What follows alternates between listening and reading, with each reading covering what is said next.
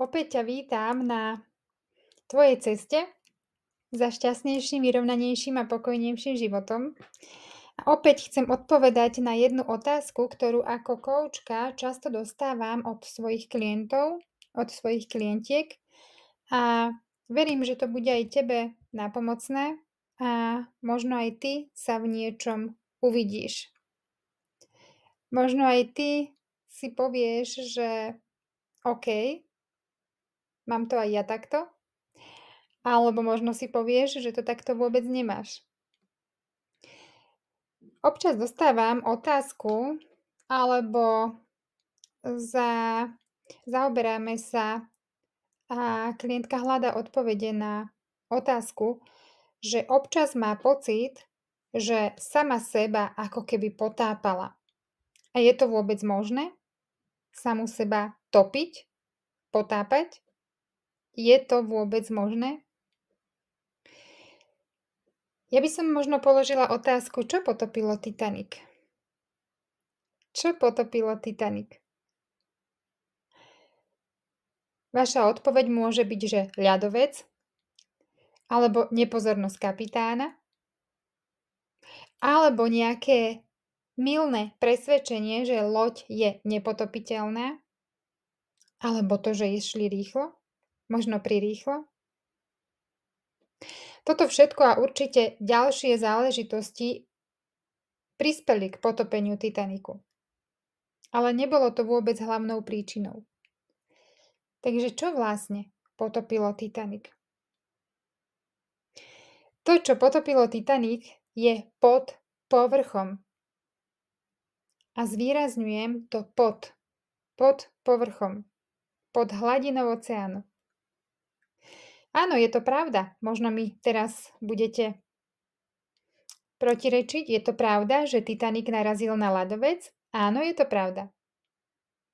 Ale neboli to len tie malilinké viditeľné ľadovce, ktoré ho potopili. To, čo vidíme na povrchu. Bol to práve ten obrovský ľadovec, ktorý sa nachádzal neviditeľne pod povrchom, pod hladinou. A vráťme sa k otázke, čo má teda Titanic spoločné s nami, s vami? Prečo občas možno máme pocit, že samých seba topíme, samu seba topíme a že či je to vôbec možné? Väčšinou si myslíme, že máme všetky informácie, ktoré potrebujeme na to, aby sme robili vedomé rozhodnutia. Vedomé rozhodnutia, ktoré sa týkajú našich životov. Aj tvojho života. Ale potom mi povedzte, prečo potom tak často opakujeme tie isté chyby? Prečo sa nám niektoré situácie opakujú do kolečka dokola? Prečo sa cítime mnohé zaseknuté na jednom mieste a nevieme sa ako keby pohnúť z miesta? Prečo sa človek sám seba sabotuje?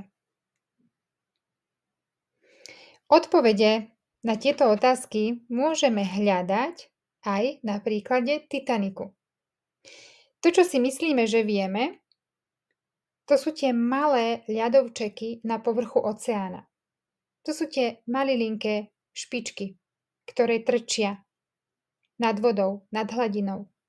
To, čo si myslíme, že vieme, to sú len tie malinké ľadovčeky.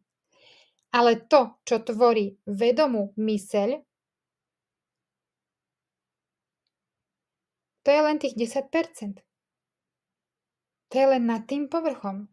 Naša vedomá myseľ, to je len cca tých 10%.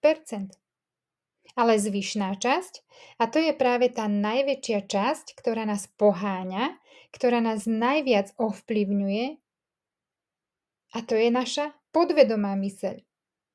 A podvedomú myseľ tvorí cca 90%. Čiže vidíš, vnímate ten nepomer 10%, to, čo vidíme nad hladinou, a 90%, to, čo je pod hladinou. To, čo vidíme nad hladinou, sa dá prirovnať akože k vedomej mysli A to, čo vidíme, respektíve nevidíme, čo je pod hladinou, to je podvedomá myseľ, to je tých 90%. A to znamená, že približne 90% toho, čo ja aj ty robíš a ako sa správame, sa spúšťa v našej podvedomej mysli. Preto sa nám niekedy môže stať, že sabotujeme samých seba, že sa topíme, pretože sa snažíme vidieť všetko očami vedomou mysľou, čo je len tých 10%.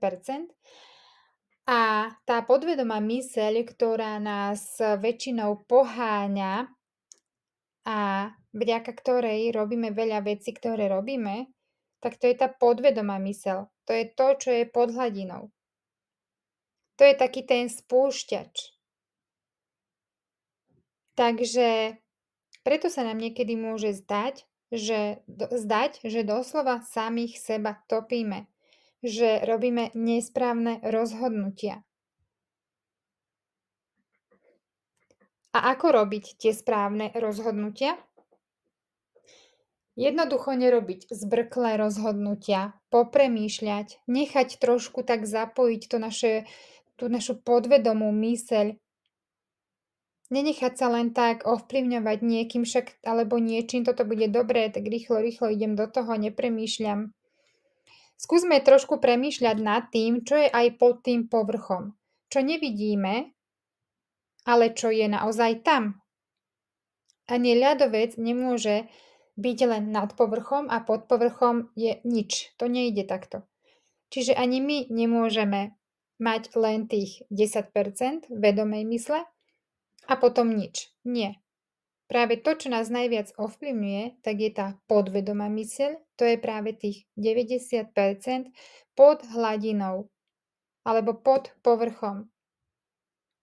A na to treba myslieť, na to netreba zabúdať.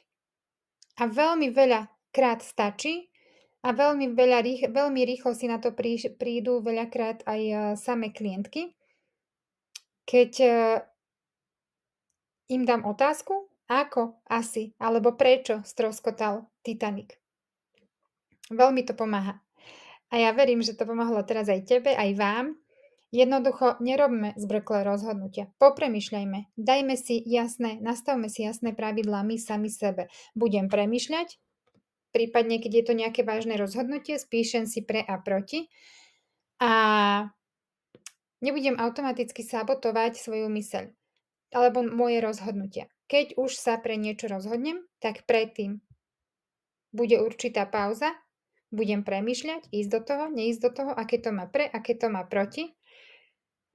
A ako keby tak trošku sa pozriem po ten povrch, to, čo je pod hladinou. To, čo by ma mohlo možno neskôr potopiť, to, čo by mi mohlo neskôr, ako sa povie, podlomiť kolena.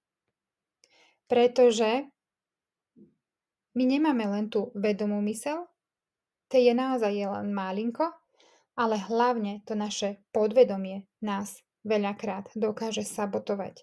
Veľakrát nám ukáže, že vlastne haló, veď ty si nemala pravdu, veď vlastne ono to je úplne inak, tak skúsme ešte predtým premýšľať, kým niečo spravíme.